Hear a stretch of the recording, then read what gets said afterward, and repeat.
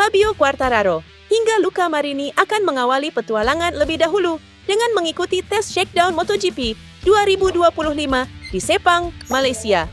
Musim kompetisi baru MotoGP 2025 akan dibuka dengan rangkaian tes pembongkaran atau tes shakedown pada akhir pekan ini.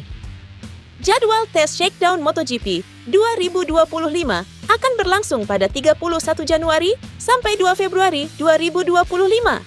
Sesuai namanya, dalam tes pembongkaran, setiap pabrikan menguji setiap perangkat dan mencari pengaturan motor terbaik sebelum masuk ke tes resmi. Dari jajaran test rider alias pembalap penguji, tes shakedown MotoGP ini menjadi pengalaman baru bagi Alex Espargaro dan Augusto Fernandez. Mereka berdua musim lalu masih membalap secara reguler, masing-masing mewakili Aprilia Racing dan KTM Tech3. Espargaro akan menjadi andalan Honda untuk membangkitkan martabat si RC Tuan Trivi. Sedangkan Fernandez mengembangkan Yamaha YZR M1 yang dinanti versi mesin V4-nya. Tidak hanya pembalap penguji yang terlibat, para pembalap rookie alias debutan, serta pembalap utama dari pabrikan kelas D dalam aturan konsesi juga akan mengaspal.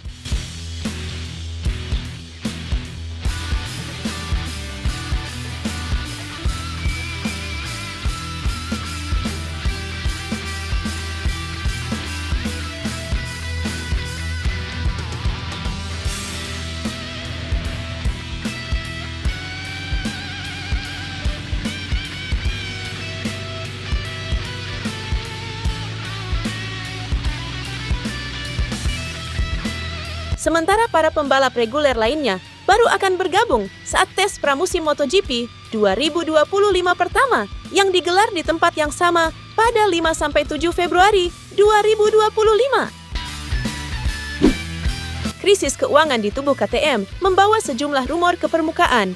Salah satunya ialah para pebalap KTM yang disebut sedang diincar oleh tim lain. Salah satu rumor yang mencuat ialah tim VR46 MotoGP yang membuka lebar kesempatan untuk merangkul pebalap bertalenta asal Spanyol, Pedro Acosta. Rumor itu beredar sebab belum lama ini Acosta ikut dalam acara La 100 km DI Campioni yang diselenggarakan oleh Valentino Rossi di Tafulia pada awal Januari 2025. Pimpinan VR46 Racing Team, Alessio Salucci, mengonfirmasi tidak pernah menyebut pihaknya berusaha menarik Acosta ke dalam tim. Manajer tim VR46, Salucci, itu meluruskan rumor bahwa tak ada perbincangan mengenai Acosta. Hal itu adalah rumor yang tercipta bukan dari kalangan VR46. Saya tidak suka cerita ini, tetapi sayangnya memang seperti ini. Dan catatan kedua, Acosta adalah pembalap yang fantastis. Mungkin sekarang dia adalah talenta terbaik di MotoGP, tetapi sekarang masih terlalu awal untuk membicarakan hal ini. Dan sejujurnya saya tidak pernah berbicara serius tentang Acosta di tim kami, katanya. Pembalap pabrikan Ducati MotoGP Marc Marquez disebut-sebut telah menolak tawaran sponsor pribadi dari Monster Energy, sponsor yang identik dengan Francesco Bagnaia. Juara dunia Grand Prix 8 kali itu telah lama bermitra dengan Red Bull, raksasa minuman energi Austria, yang pesaing Monster itu menempati posisi yang menonjol di helmnya hingga akhir musim lalu. Sebagai hasil dari penandatanganan kontrak dengan tim pabrikan Ducati, Marquez mengakhiri kesepakatan pribadinya dengan Red Bull demi menghormati merek tersebut. Skuad pabrikan Ducati disponsori oleh Monster Energy yang ditampilkan secara mencolok pada motornya, jaket kulit pengendara, dan pakaian tim. Marquez akan mengenakan semua ini pada tahun 2025, tetapi helmnya tidak akan menampilkan merek Monster. Menurut motorsport.com, Marquez ditawari Monster kesepakatan yang sama dengan Bagnaia, tetapi ia menolak untuk menandatangani. Hal ini dilakukan, sekali lagi, sebagai bentuk penghormatan terhadap Red Bull dan membuka pintu bagi kemitraan ini untuk diperbarui di masa mendatang. Dalam laporannya, motorsport.com juga mengklaim Ducati telah memperkirakan Red Bull akan mendekatinya sekitar tahun 2025. Tetapi pembicaraan mengenai hal itu datang terlambat. Sebagai pengganti logo Red Bull di helmnya, Marquez telah memasang stiker Estrella Galicia, merek bir asal Spanyol. Menariknya, sponsor utama Ducati, Lenovo, menurut El Periodico, tahun lalu melakukan studi yang menyarankan pabrikan itu harus merekrut Marquez daripada Jorge Martin karena reputasi globalnya. juara Moto3 2024. David Alonso mengalami cedera bahu saat terjatuh di Cartagena, Kolombia, seperti yang ia konfirmasi di media sosialnya. Pembalap berdarah Spanyol Kolombia ini mengunggah sebuah foto di Instagram yang memperlihatkan lengan kanannya dibebat dengan sling, sementara wajahnya menunjukkan kepasrahan atas apa yang terjadi.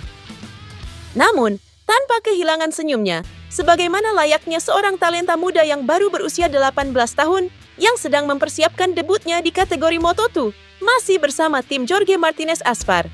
Setelah itu, sang pembalap menjelaskan apa yang terjadi dalam sebuah pesan singkat.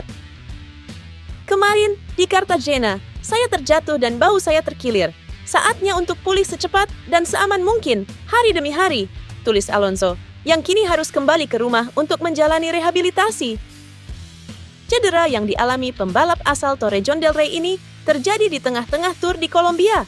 Alonso memanfaatkan musim dingin setelah menjadi juara dunia untuk melakukan seremoni di negara yang dibelanya dan tempat ibunya, Sandra Gomez, berasal. Penyambutan Baby Goat di negara Amerika Latin itu berlangsung sukses besar. Toprak Razgatlioglu memimpin hari pertama tes World SBK Portimao dengan BMW M1000 RR-nya yang baru. Pembalap Turki itu mencatatkan waktu terbaik 1 menit 40,650 detik, unggul 0,029 detik dari Axel Bassani, dan Nicolo Bulega di posisi ketiga terpaut 0,098 detik. Meski hari pertama tes dimulai dengan lambat karena kondisi sirkuit yang basah, dengan hanya 3 pembalap yang menorehkan waktu lap time terbaik saat trek mengering sampai ke titik yang sama dengan kecepatan balapan. Sebagai catatan, lap time terbaik dari race 2 Portimao tahun lalu adalah 1 menit 40,753 detik dari Alvaro Bautista, dan 4 pembalap teratas pada tes Portimao semuanya lebih cepat dari catatan waktu tersebut di penghujung hari.